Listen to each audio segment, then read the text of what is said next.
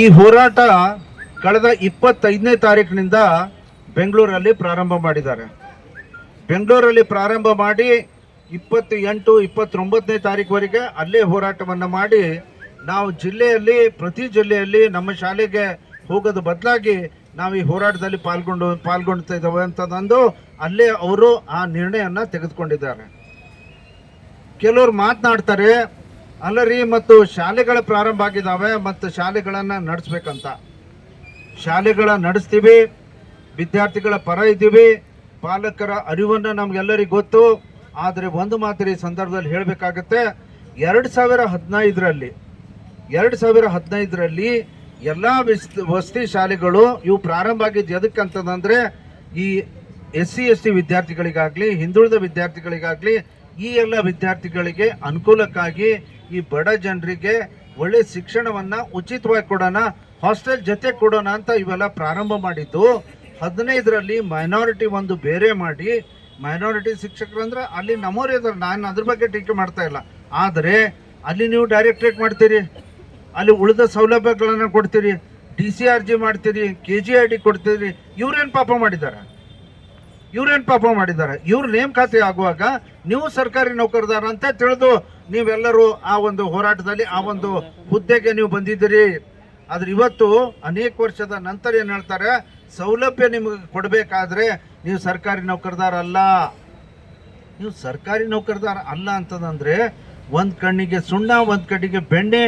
ನೀವು ಮೈನಾರಿಟಿ ಇನ್ಸ್ಟಿಟ್ಯೂಷನ್ಸ್ಗಳಿಗೆ ಯಾಕೆ ಬೇರೆಪಡಿಸಿ ಅವ್ರಿಗೆ ಅಡಿಷ್ನಲ್ ಸವಲತ್ತು ನೀವು ಯಾಕೆ ಕೊಡ್ತಾ ಇದ್ದೀರಿ? ಇವತ್ತು ನಾವೇನು ಕೇಳ್ತಾ ಇದ್ದೀವಿ ಅಂತಂದರೆ, ಇವತ್ತು ಕಾಯಿಲೆ ಆಗ್ತದ ಇತ್ಯಾದಿ ಕೋವಿಡ್ ಆದ್ಬೇಕಾದ್ರೆ ಎಲ್ಲರೂ ಎಚ್ಚೆತ್ಕೊಂಡಿದ್ದಾರೆ. ಅವ್ರಿಗೆ ಪಾಪ ಉಳಿದ ಸರ್ಕಾರಿ ನೌಕರದಾರಿಗೆ ನೀವು ಜ್ಯೋತಿ ಸಂಜೀವನಿ ಕೊಡ್ತೀರಿ, ಎಲ್ಲ ಸವಲತ್ತನ್ನು ಕೊಡ್ತೀರಿ. ಆದ್ರೆ ಇವ್ರೇನು ಪಾಪ ಮಾಡಿದ್ದಾರೆ? ಇವ್ರಿಗೆ ಯಾಕೆ ಕೊಡಬಾರ್ದು? ಈ ರೀತಿಯಾಗಿ ಇವತ್ತು ಮೊರಾರ್ಜಿ ವಸತಿ ಶಾಲೆ ಅಡಿಯಲ್ಲಿ ನಡೀತಾ ಇರುವಂಥ ಮೊರಾರ್ಜಿ ವಸತಿ ಶಾಲೆ ಆಗಿರಲಿ, ಇವತ್ತು ಅಂಬೇಡ್ಕರ್ ವಸತಿ ಶಾಲೆ ಆಗಿರಲಿ, ರಾಣಿ ಚೆನ್ನಮ್ಮ ವಸತಿ ಶಾಲೆಗಳಾಗಿರಲಿ, ಇವೆಲ್ಲ ವಸತಿ ಶಾಲೆಗಳಿಗೆ ನಮ್ಮ ಶಿಕ್ಷಕರು ಏನು ಕೆಲಸ ಮಾಡ್ತಿದ್ದಾರೆ ಇದೀಗ ವಿಚಾರವನ್ನು ಕೂಡ ಹಂಚ್ಕೊಂಡ್ರು. ನಮ್ಮ ಗುಲ್ಬರ್ಗ ಆವರೇಜ್ ರಿಸಲ್ಟ್ 42 ಆದರೆ ಇವ್ರ ರಿಸಲ್ಟ್ 78.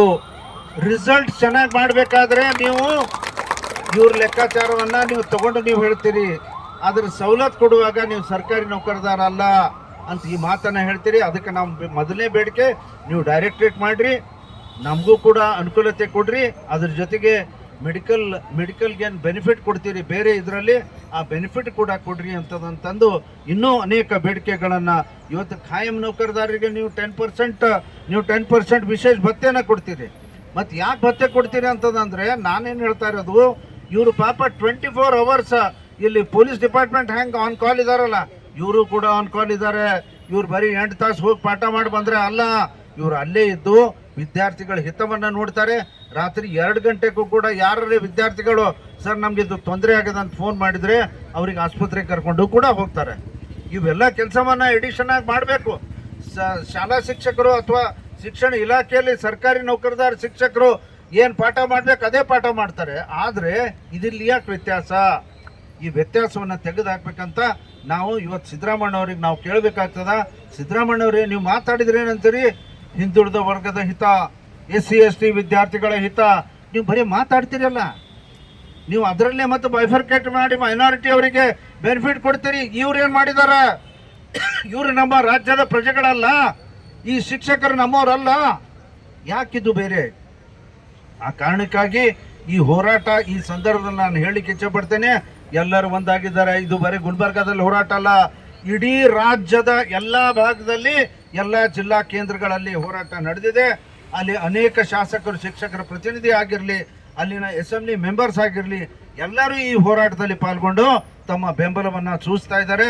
ನಾನು ಮಾನ್ಯ ಮುಖ್ಯಮಂತ್ರಿಗಳಿಗೆ, ಮಹದೇವಪ್ಪನವರಿಗೆ ವಿಶೇಷವಾಗಿ ಹೇಳಲಿಕ್ಕೆ ಇಚ್ಛೆಪಡ್ತೇನೆ, ದಯವಿಟ್ಟು ನೀವು ಕೂಡ, ಯಾಕಂದ್ರೆ 10 ವರ್ಷ ಆಯಿತು ಅವ್ರ ತಾಳ್ಮೆಯನ್ನು ನಾವು ಪರೀಕ್ಷೆ ಮಾಡಿದ್ದೇವೆ. 10 ವರ್ಷದಿಂದ ಅವ್ರಿಗೆ ಬೆನಿಫಿಟ್ ಕೊಡ್ತಾರೆ, 10 ವರ್ಷದಿಂದ ನಮಗೆ ಬೆನಿಫಿಟ್ ಕೊಟ್ಟಿಲ್ಲ.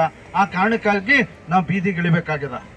ಈಗ ಇನ್ನೂ ನಮ್ಮ ತಾಳ್ಮೆಯನ್ನು ಪರೀಕ್ಷೆ ಮಾಡಬೇಡ್ರಿ. ಮಾನ್ಯ ಸಿದ್ದರಾಮಯ್ಯವ್ರೆ, ತಕ್ಷಣ ನೀನು ಹೌದು ನಿಮ್ಮ ನ್ಯಾಯಯುತವಾದಂಥ ಬೇಡಿಕೆ ಇದೆ, ಬನ್ನಿ ಆ ಬೆನಿಫಿಟ್ ಅನ್ನ ಕೊಡ್ತೀನಿ ಅಂತ ನೀವು ಅದು ಆರ್ಡರ್ ಪಾಸ್ ಮಾಡಬೇಕಂತ ನಾನು ವಿನಂತಿ ಮಾಡ್ತೀನಿ. ಮತ್ತೆ ಇದೇನ್ರ ನೀವು ಈ ಒಂದು ಬದಲಾವಣೆ ತರಲಿಲ್ಲ, ನಮ್ಮ ಹೋರಾಟ ಮುಂದುವರಿತೆ. ಅದಕ್ಕೆ ನೀವೇ ಕಾರಣೀಭೂತರಂತ ಸರ್ಕಾರಕ್ಕೆ ಹೇಳಿ ಆ ಎಚ್ಚರಿಕೆಯನ್ನ ಈ ಸಂದರ್ಭದಲ್ಲಿ ಹೇಳಿ ನಾನು ಮಾತನ್ನು ಮುಗಿಸ್ತೇನೆ. ಧನ್ಯವಾದಗಳು. ಶಿವಕುಮಾರ್ ಬಿರಾದರ್ ಸಾರಥ್ಯದಲ್ಲಿ ನೂತನವಾಗಿ ಪ್ರಾರಂಭಗೊಂಡ SB ಟೈಮ್ಸ್ ನ್ಯೂಸ್ ಚಾನೆಲ್. ಈ ಚಾನೆಲ್ ಅನ್ನ ತಾವುಗಳು ಹೆಚ್ಚಿನ ಸಂಖ್ಯೆಯಲ್ಲಿ ವೀಕ್ಷಿಸಿ ಮತ್ತು ಸಬ್ಸ್ಕ್ರೈಬ್ ಆಗಿ ಹಾಗೂ ಹೆಚ್ಚಿನ ಸಂಖ್ಯೆಯಲ್ಲಿ ಶೇರ್ ಮಾಡಿ.